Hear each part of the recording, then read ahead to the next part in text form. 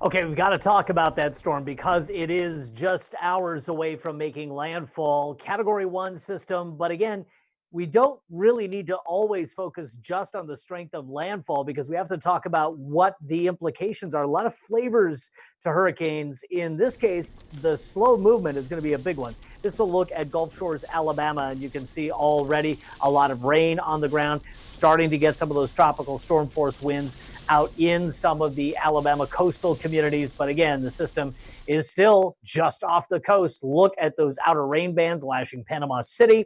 The core of the system is right along that boundary between Alabama and Florida. There it is. You can see Mobile, Alabama inland a little bit, but there's a lot of low lying land right there near the core of the system. Could see a storm surge up to, say, 7 to 10 feet maximum there. But as the system moves in, it will lose strength quickly, but still be capable of producing a ton of rain. So let's put it into motion. Here you can see the landfall likely occurring later on tonight or early tomorrow as the system reduces to a tropical storm, but then drags its way across Georgia and ultimately into the Carolinas. Again, this is what I'm talking about. Look how much rain we could see. Pensacola could see more than a foot of rain. Dothan, Alabama, 5.74 inches. And Atlanta and Anderson, South Carolina, could see close to 7 inches of rain well away from the landfall site. Local conditions look like this: 74 in Santa Maria, 82 San Luis Obispo today. We were 94 in Paso Robles. A little cool down. Yesterday was 97. 93 in Cuyama, 91 at Santa Ynez, 60 Morro Bay, 61 at Pismo Beach. And temperatures right now at the beaches are sitting in the 50s. And while we are in the 60s and 70s in the coastal valleys, we're in the 90s in the interior valleys. A few stations right now not reporting to our weather system. So hopefully those pop in a little bit later on. But you can see the winds are fairly light around the area. And it's one of the reasons we're really struggling with a really dense marine layer.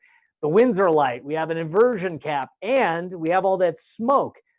Some of the smaller particles of smoke are what we call condensation nuclei. So that can actually allow fog to form even more densely. And on top of that, nights are longer. So a lot of reasons we're starting to see a lot more density to the fog at the coast. Look at the downward trend in coastal valley temperatures into the weekend, back into the 70s. The interior valleys, tomorrow could go up a little before we back off into the 80s for the weekend and early next week. And at the beaches, again, smoke, haze, and marine layer on the front side of the forecast, but winds will pick up on the second part of the week. And here's why.